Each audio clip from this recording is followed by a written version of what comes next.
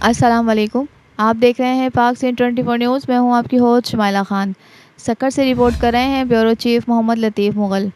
پاکستان ڈس abled foundation کے تعاون سے سندھ کے مختلف شہروں سے تعلق رکھنے والے آنکھوں کی بینائی سے محروم اور معذور افراد سیلاب زدگان کو امدادی چیک تقسیم۔ تقریب سکر پریس کلب آڈیٹوریم ہال میں منعقد ہوئی۔ تقریب میں پی ڈی ایف کے چیئرمین شاہد میمن، وائس چیئرمین شکیلہ یاسمین اور دیگر اراکین پی ڈی ایف سمیت سابق میئر سکر بیرسٹر ارسلان اسلام شیخ نے خصوصی طور پر شرکت کی، جبکہ دیگر مہمان گرامی میں پاکستان ایسوسی ایشن فار دی بلائنڈ سکر کے صدر حافظ سہیل احمد، سماجی شخصیت میڈم عذرا جمال، سابق ڈپٹی ڈائریکٹر سوشل ویلفیئر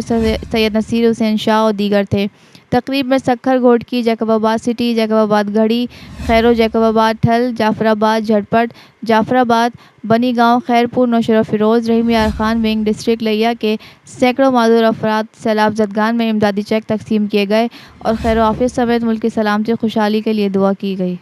زیادہ سے زیادہ لوگوں میں اجاگر کیا جائے، زیادہ سے زیادہ لوگوں کو بتایا جائے کہ یہاں پر وہ لوگ روزگار کر سکیں،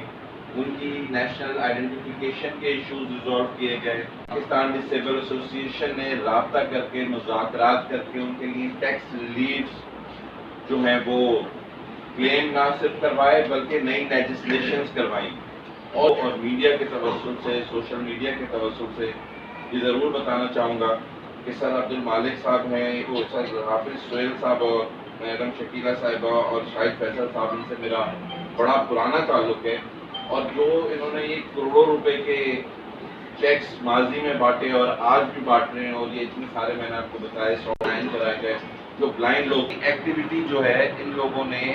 یعنی اللہ تعالیٰ کی ایک بڑی نعمت سے معذور تو تھے، لیکن اللہ تعالیٰ نے ان لوگوں کو اتنی ہمت دی کہ الحمد